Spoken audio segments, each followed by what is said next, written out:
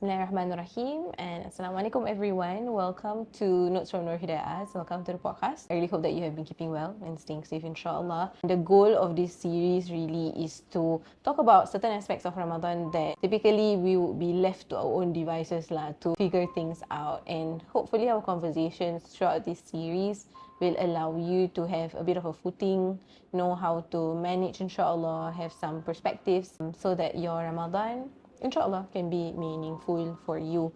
Alhamdulillah. We're going to talk about making space for Ramadan, and we also want to make space for our guest today, and that is Aisah. Assalamualaikum. Waalaikumsalam. Thank you for being here on the episode. Thank you. It's such a honor to be here because like I told you before, I'm a listener of your podcast. So here I am being a guest. So it's a very strange shift, but Alhamdulillah. Alhamdulillah. Really grateful that you said yes, because when we were thinking about wanting to talk about the space right, in Ramadan, about homes, I mean, who else would come to my mind? Alhamdulillah, other than Heartwork Mom. Probably you can share a bit about yourself. Yep, hopefully the listeners can learn more about what you do. Bismillahirrahmanirrahim. Alhamdulillah Rabbil Alamin. Wassalatu wassalamu ala Rasulillah wa ala alihi wa sahbihi ajma'in. My name is Aisha and I'm a mom of two. I have a 6-year-old and a 2-year-old, so I'm in the trenches of the early motherhood right now. But Alhamdulillah, Allah has made it easy for me to also help mothers, especially mothers, but also sisters in general, who want to take care of their mental health, but also being guided by the Quran and Sunnah. So I run this community called Heartwork Mom, where we create safe spaces for sisters to do reflections. So we have reflection circles in person and also virtual. So Alhamdulillah, it's been helpful for not just for them but also for myself to also find ground whenever things get chaotic and go back to Him again and again and again. MashaAllah. I think time and time again, I would always let you know that I'm really grateful for the work that you do, for the space that you curate. I think because of the state of world in which we live in, I think we really need more intentional spaces. And I'm really grateful that Allah had chosen you to curate this space. Of course, every space belongs to Allah, but Allah enabled you to do good, and may Allah continue to enable you to do more good insyaAllah. Ameen. So speaking about spaces, today we're going to talk about making space for Ramadan. I think typically when we approach Ramadan, we will always have like a list of things to do. As of recent years, there's been awareness in terms of how are you going to curate or design the space at home for Ramadan. Like, how do you prepare your physical space for Ramadan? And again, when we talk about wanting to do something, we would typically have a certain ideal, right, when it comes to that. So insyaAllah, today we want to explore more of that topic, insyaAllah. But I do want to begin with like a bit of a personal question and that is, how does Ramadan usually feel in your home before it even begins? If I want to go back all the way to childhood, is that I grew up in a home where Ramadan is a big deal, right? Our parents, my parents, made it such a big deal in a way that there are certain expectations. So like, for example, there's a few, but I'll just give one example, which is like that we're going to have Tarawih at home as a family. So we cannot have any plans at night, as soon as it's an expectation throughout the month. So when I got married, and then Alhamdulillah, my husband and I also shift our priorities whenever Ramadan is about to come. And there's some form of anticipation, right? But I think things really changed once I became a mom. Like, I realized that it's not just about priorities and plans, it's actually a very holistic preparation for the month itself. I realized how I needed to prepare my body, my mind, and my heart, and really kind of like reset everything for the month itself. And it's only when I became a mom, Alhamdulillah, now I'm a mom of two, is that then I understood what Rasulullah SAW said about how, why Sha'ban is actually such a important month, right? It's something that we neglect, but it's actually an important month for us to prepare ourselves for Ramadan. And that's why he fasted a lot and he increased his acts of worship, right? And I think that I truly only understood that now. And for me, it's really about anticipation. So how it feels is that everyone, including my two little girl and my boy, knows that Ramadan is coming. Like, they knew that something special is coming, and that's what I want to carry from my childhood and also now, Alhamdulillah. And it's very important for us to know that Ramadan is something special. It's not something that we meant to dread or like worry about. It's something that, you know, Allah subhanahu wa ta'ala wants to give us something good, which is increased rewards. So let's look forward for it. Yeah. MashaAllah. We might have stepped into the month of Ramadan, but again, as with preparations, right? Of course, before Ramadan will be the best. But if you're like only watching this episode and then realize that, okay, I did not prepare for Ramadan, we can prepare for the days ahead, definitely. We can prepare for the last 10 nights, insyaAllah. Every other new day, we will need preparations for it. So take this opportunity, insyaAllah, to be intentional in our preparations, even for the next day. And at the same time, hopefully, we can make our home as an intentional space to do that, insyaAllah. So speaking about making space for Ramadan, right? You know, when we talk about making space for Ramadan at home, what do you think are the elements in which that sometimes people misunderstand or overcomplicate? I think in general, I think when we see the month of Ramadan as 1 month, so it's about 30 days, right? So it's just a very short thing. So let's go all out. It's like kind of like looking at intensity, right? So that means I will increase my worship. Like for example, it's just going to be five.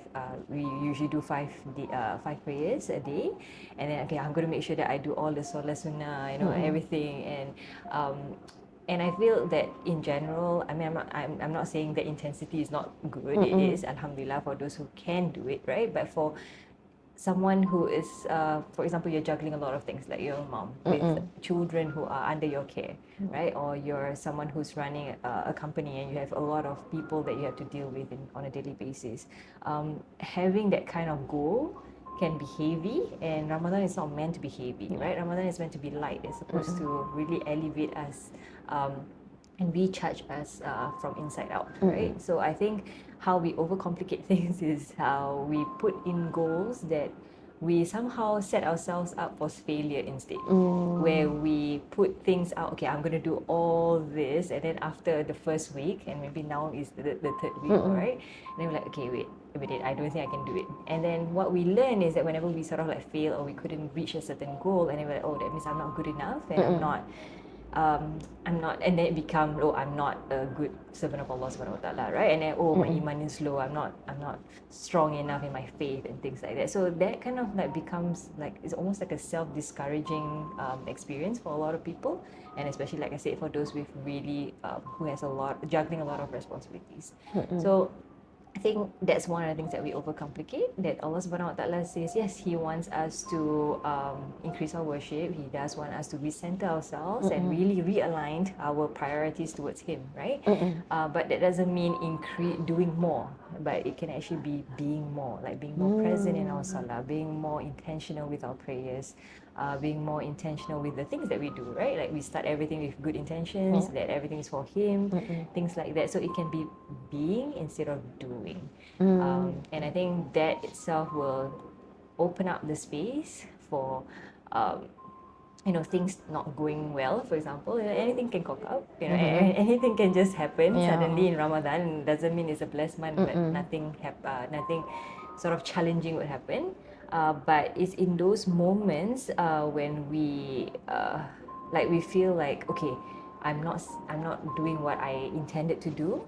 Then there's a particular phrase that I tell the sisters, and also I practice it myself. It's a very powerful phrase where we can tell ourselves, I may not be able to do what, but I can what. So for example, I may not be able to Salat Tarawih today, right? Because maybe my child needs me all the time.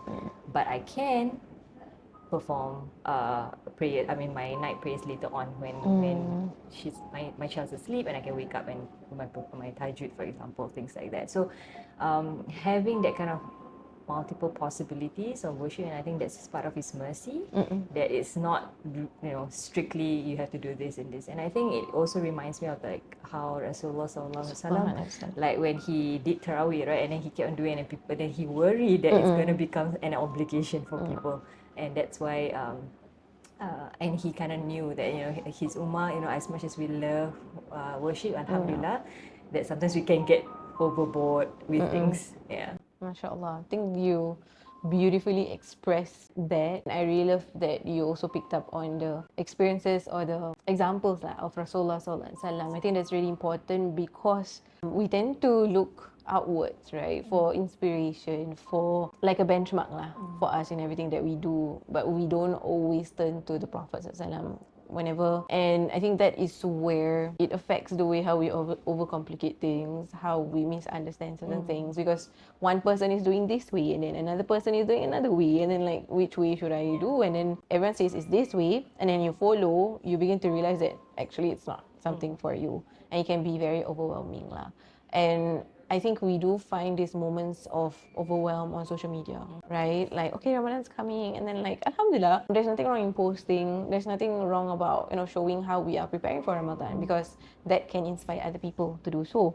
But at the same time, social media has the ability to shape unrealistic, expectations or perceptions of how a good Ramadan home should look like. Okay, so before we continue, I really hope that you have been finding the episodes beneficial so far, and I'm also happy to share that this Ramadan we are actually helping Global Ihsan Relief Singapore to fundraise for iftar meals for those who are in need of support in their lives, for individuals, for mothers, and for families as well.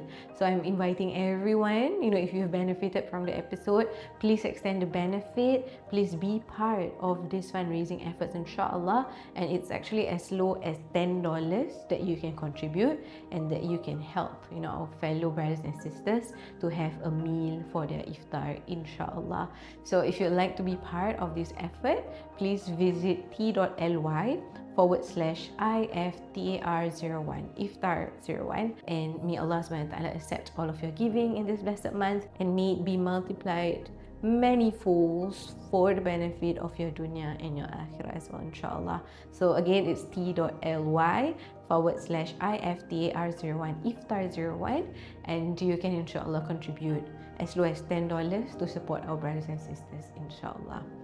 Okay, now back to the episode. So I'm wondering if you can share your thoughts about how does social media actually do this to us, and how can we gently remind ourselves that, barakah is not always visible, right? Not always tangible, but it doesn't mean that it's not there when you don't see it. Yeah. I think social media raised the bar for unrealistic standards for everything. Not just Ramadan, right? From parenting to the way we look, just because, I need to look this way, then then I'm ready for Ramadan, for example, right? Things like that. I mean, people do those as well. And I think in the recent years, I start to see that, I think it's more on the West, and then it has become a culture here, so where you decorate for Ramadan, like, it's like how we decorate for Hari Raya, right?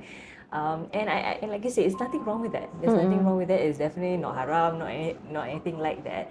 But we have to always go back to the intentions, right? Why do we do the things that we do? If it's really about Ramadan, is it really about pleasing Allah subhanahu wa ta'ala, or is it pleasing people, right? Or is it pleasing our egos? Because, it makes me feel good, for example. And when we look at our intentions, then we realize that, Ramadan is meant to be about centering our lives around Him. So if it's not about Him, then it's definitely about something else, and that means it has become a distraction, right? It's not something that is done intentionally, but it's actually a distraction from what's important. And Allah subhanahu wa ta'ala has already warned us, right, that anything can be a distraction, even wealth, even children can be a distraction, right? And I think once we really remind ourselves that all these extras, in a sense, doesn't mean it makes Ramadan better, and that Ramadan is, in many ways, I feel, is an inward thing. It's meant to be starting an inward thing, and then it goes out and flows out from whatever that you're doing inwards, right? And I think that's how barakah works, in a sense. I mean, I think that one of the things about barakah that I've learned, and correct me if I'm wrong, is that that it is in the little things that you do, and then time and everything else expands. Like, for example, like, instead of checking social media in between tasks, but then you choose to do remembrance, like zikir and things like that. And for some reason, time expands. Like, for example, like for myself, like when I want to fetch my daughter from school, right? So usually I have about 10 minutes before she comes out of the gate. Okay. I could choose to, maybe I just scroll a little bit, or maybe I write a little bit for my post, but then I'm like, no, I'm just gonna like just stand there, wait for her to get and just do my zikir. And it expands in such a way that, you know, she can be in a better mood, or something like we turn out to like go on a nice walk together, you know, those are barakah, right? And then and for some reason, you know, time doesn't feel constricted for the rest of the day, you know, everything flows easily. Alhamdulillah. So and it could also be like, for example, you want to start something that's going to be difficult, like for example, like when I want to start something like writing, right? I mean, sometimes people think it's easy, but it's actually pretty hard. And but then the moment I don't rely on myself and I just say Bismillahirrahmanirrahim, Ya Allah, I'm doing this for you, and for some reason it just flows easily, happens, right? right? So that's MashaAllah. barakah as well. So barakah in many ways, like you say, it's not visible, it's not shareable most of the time, and it's something that we are meant to notice because it's between us and Him. It's supposed to deepen our connection with Him and also our relationship with Him, and the realization that in every moment He's there helping us. Inshallah, beautiful. I love that you spoke about how, you know, it shows up in the little things, but we do need to be intentional to notice those little things, right? And you know, you remind me of, you know, when we take a look at the very little things that we do, like before we eat, Allahumma barik lana fi ma razaqtana. Like we don't just recite the dua because we're about to eat, but it's asking Allah for barakah, right? And when we say Allahumma barik lana fi ma razaqtana, you know, Ya Allah, please bless us in what you have given us. It's not just the food on the table, but literally every gift from Allah subhanahu wa ta'ala, we are asking for that sense of enoughness, that sense of expansion, that sense of, again, being able to see Allah subhanahu wa ta'ala being so merciful to us in our day to day. So yes, what we see on social media, alhamdulillah, right, take it from a point of, okay, I want to be inspired, you know, to do, but it doesn't have to be the exact same way. It doesn't have to look the exact same way, and it doesn't have to feel a certain way. What really is required out of us is that sense of intentionality lah, right? Why we do what we do. And sometimes we might not make the greatest shifts in our houses, but in those small little things that you can do, you can actually welcome so much more barakah in our lives lah, mashallah. May Allah bless our lives with a lot of barakah, which I'm sure there already is. It's just that we are not aware that it is happening lah, right? The thing about what we find on social media as well is we see how people utilize their time in the month of Ramadan, right? Oh, okay, I'm going to this mosque for a prayer, or I'm at home, I'm preparing this meal for my iftar, and things like that. On the user end, right, you would feel like, okay, I need to have like a huge schedule that I need to follow through. Schedule is important so that it keeps you in track. But sometimes when you are overwhelmed by the schedules that you set for yourself, it can be very, very difficult or challenging lah. So my next question for you is, if someone had to choose like 1 or 2 daily anchors instead of like a full Ramadan schedule, what do you think one should prioritize? I think it stems from the Sunnah as well. Rasulullah Sallallahu Alaihi Wasallam has taught us about the morning adhkar and the evening adhkar, right? So that means there's beauty in these two ends of the day, right? And if we look at it from a scientific and also psychological research aspect, right, that it shows that when how we wake up and how we start the day sets the tone for the rest of the day, and how we end the day also protects our sleep, protects how we rest for the next day. So I think when we start to say that these are the two areas that you have to protect, or whatever you can protect this and guard these timings, which is how you start the day and how you end the day. So and this doesn't just go for mothers, for everyone, right? And but definitely especially mothers, because the rest of the day is almost, a lot is it's not for yourself. Everything is released for everyone else, you know, just work and your kids and everything else, right? So these moments are the moments that you have to do it for yourself, and not for yourself, but it's more for your relationship with Allah Subhanahu Wa Taala, because it's in these moments that you really recharge. And so morning, you know, it could be anything. Like I said, you know, you don't have to follow how people are doing their morning routines on YouTube, right?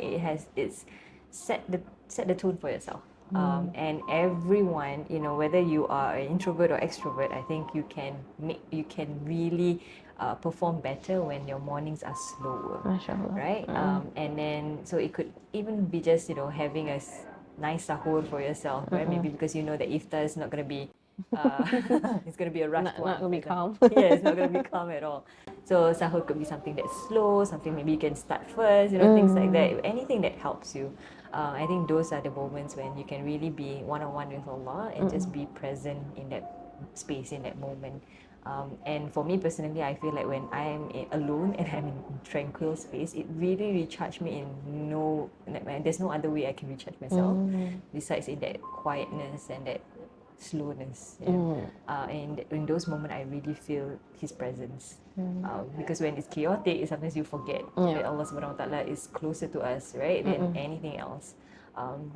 So morning is one, and then the next one it will be how you sleep, how you end the day. And I think most of us, I don't know, we might feel that this whole practicing gratitude thing is like a wishy-washy practice, but it's actually really good, not just for your mental health, but it's just for your spiritual health as well. Is to practice gratitude for Allah Subhanahu Wa Taala for the day He has given, whether it was a good day or not a good day. Alhamdulillah, He has given life, right? And there's many things that we sometimes forget to be grateful for, just having a place to stay, a home that keeps us safe, keep us with our loved ones. All these are nikmah, right? I think we take for granted. We think that it's something that's given, but it's actually He's allowing it to happen on a daily basis every moment in our lives, because He can always take it away, right? And I think when we practice gratitude, we are also reminding ourselves that whatever we do on a daily basis, whether how it tires us or anything, it is for Him.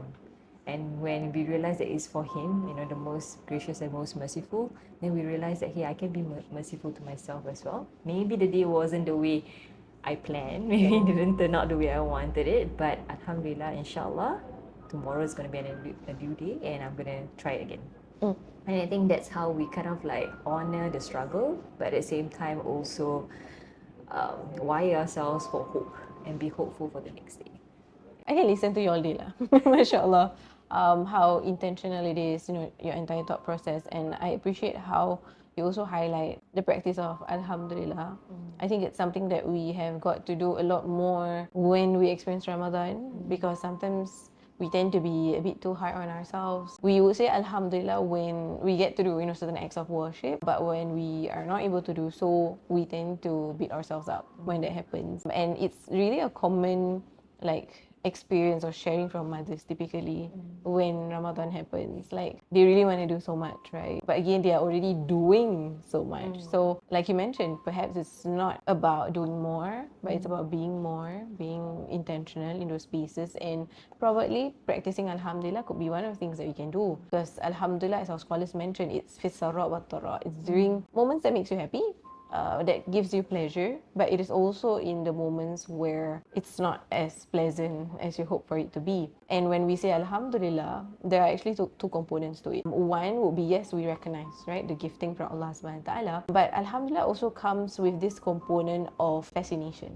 That when you say Alhamdulillah, it must come with fascination. It must come with the fascination of, wow, Alhamdulillah, that Allah has given me, for example, this rezeki to purchase this chicken for dinner, for example, right? But in the same way, when difficult moments happen, when unpleasant moments happen, we also want to have that wow factor, to say that, wow, Alhamdulillah, Allah is so great to the point that He could disrupt my plans, to the point that He can humble me, that I'm actually a servant to Allah subhanahu wa ta'ala. And I think sometimes in our practice with Alhamdulillah, we tend to forget that wow factor, which actually is in the meaning of Alhamdulillah. So can we offer ourselves the opportunity to also be amazed at how Allah subhanahu wa ta'ala regulates our days, and especially when things don't go our way, can we also have that wow factor to understand that, again, everything regulates around Allah's time, and I'm just trying my best to see how I can worship Allah subhanahu wa ta'ala in the capacity that He places me in. Of course, still continuing to acknowledge mothers out there. I know, I understand. I always get feedback on how it's very challenging, and for mothers sometimes it can be very overwhelming, which is why we have Heartwork Mom today. We are down to our last question actually, about feeling that sense of overwhelmness. If there are mothers, which I'm sure there are mothers who are listening to this episode, and at this point of Ramadan, it feels overwhelming. I'm wondering, what is one gentle permission you want her to give to herself in this month of Ramadan? I would say to practice kindness, to yourself.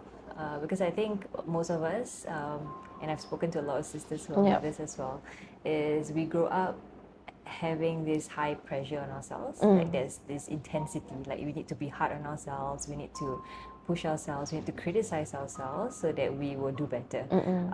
And it is actually going against our nature, like Yeah. how Allah subhanahu wa ta'ala created us, right? We are all supposed to be servants of the most merciful.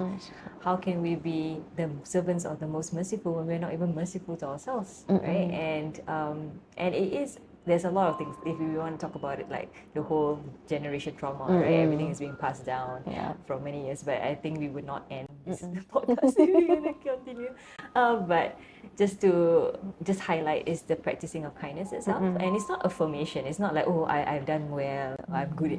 Today I'm this, I'm that. You know, because the thing about affirmation is, especially when you yourself have been criticizing yourself for many years, your brain and your heart knows that you're lying to yourself, and no, this is fake. This is not real. You know, and it doesn't work. So affirmations become fleeting, but practicing kindness is literally about acknowledging the struggles that you're having, acknowledging that, oh, mashallah, this is really, really hard. You know, I'm having a really hard day.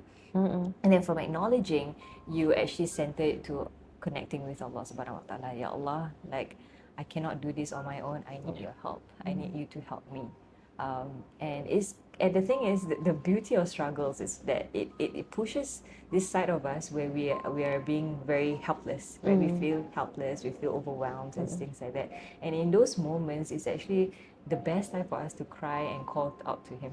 And He wants us to do it, right? But then we think that we have to do it on our own. We don't have to. And Allah wants us to do it with Him, and especially in Ramadan when He is with us, ready with all these, rewards, right? So make full use even during the struggles itself. That is a moment for worship, and that is His mercy that He allows that everything that we do is worship, right? So I think practicing kindness for yourself and starts with acknowledging your struggles and then connect it to Him. MashaAllah, Alhamdulillah. Thank you so much for sharing that, and I hope that could be one permission that you are able to give yourself, especially in this blessed month of Ramadan, to be kind, to practice gentleness, and in fact, Allah is the most kind. Practicing gentleness, Allah is the most gentle. Practicing mercy, Allah is the most merciful. And there's a whole idea behind learning who Allah SWT is, right? It's to acknowledge Him for who He is, but to also adapt it into our own lifestyles and our own life experiences as well. So Alhamdulillah, if there's anything that you can do for yourself also is when you take a look at the spaces that you're trying to make this Ramadan, and if you feel certain parts of it is uneasy, certain parts of it is heavy, that could also probably be an invitation, for you to do a bit of reflection and ask yourself, okay, how can I simplify this? How can I be much more merciful in this area or in this aspect? And at the end of the day, again, Allah does not expect perfection from us. Showing up this Ramadan is already an ibadah. Showing up for your family, for your loved ones, for your children this Ramadan is in itself an ibadah, regardless of however it turns out, right? But just being there, just saying, okay, ya Allah, I'm going to try again today, is a worship in itself. And Allah SWT is the most merciful, right? Constantly rewarding us for our good intentions. And even if our good intentions, we are placed in a situation where we are not able to achieve those good intentions, I'm sure Allah will continue to reward us. Because if Allah SWT, in His infinite knowledge, knows that you will do it in certain circumstances, and when He allows other certain circumstances to happen, for sure He would reward because you had those good intentions at the beginning. So may Allah SWT make it easy for all of us as we make space this Ramadan. Make space for yourself also, for your head space, your heart space, insyaAllah. And yes, that's all for our conversation today. Thank you so much for sharing all your knowledge, experience and insights and reflections also. I really hope that it's going to benefit. I also want to take this opportunity to thank this beautiful space that we are at. There's a fireplace, guys. We are actually at Vivere. Sis Rita and her team has kindly allowed us to actually record in her spaces, in her showroom. It's really beautiful. Speaking about making space, I hope that, we can also continue to support our fellow brothers and sisters in this area or in this field to, insyaAllah, help to make spaces much more comfortable for us and our families. They are actually more than 23 years in this field, really in the work that they do. May Allah SWT bless them for facilitating this series of the Ramadan episodes. Alhamdulillah. Inshallah, you'll see more spaces other than this fireplace. Thank you so much for tuning in. All that is good comes from Allah. I apologize for any and all of our shortcomings, and I hope for you to tune in to the next episode for this Ramadan series. Assalamualaikum warahmatullahi wabarakatuh.